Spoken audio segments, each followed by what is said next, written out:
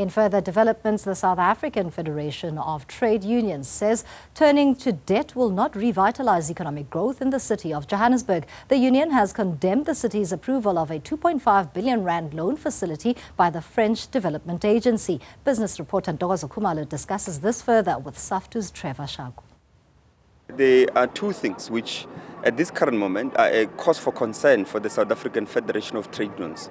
One is the implication of the loan itself, but two is the problems of details which are not being revealed to the city citizens so that they can be able to take informed opinions around whether they should support this latest loan or they should begin to lobby against it, because they have not revealed what are the conditions surrounding the loan. And we know that many lenders give various conditions, and especially a foreign lender like the French Development Agency. It has given many loans to different government cities across the world, and some of those particular loans are accompanied by the conditions, and some of those conditions might include the French Development Agency pushing, alongside other institutions of capital, pushing the city towards greater hyper-commercialization of municipal services. And we know that our city is currently hit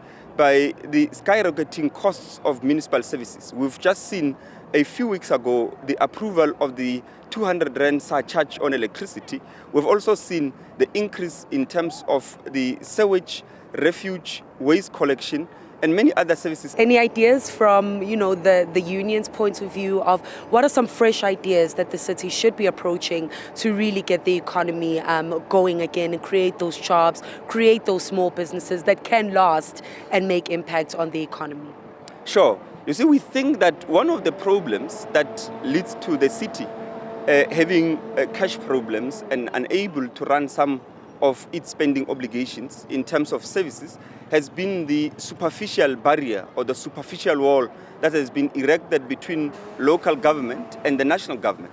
Because we think that the source of funding has to be the national treasury. It can't be that you push the local governments to find cash on their own. If you push local governments to find cash on their own, to spend on either the production of goods for public consumption or the provision of social services, you are going to push them in actually coming up with hyper-commercialization type of mechanisms.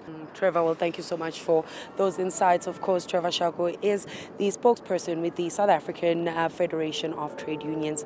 For Newzroom Afrika on channel 405, I'm Ntokozo Khumalo in the Johannesburg CBD.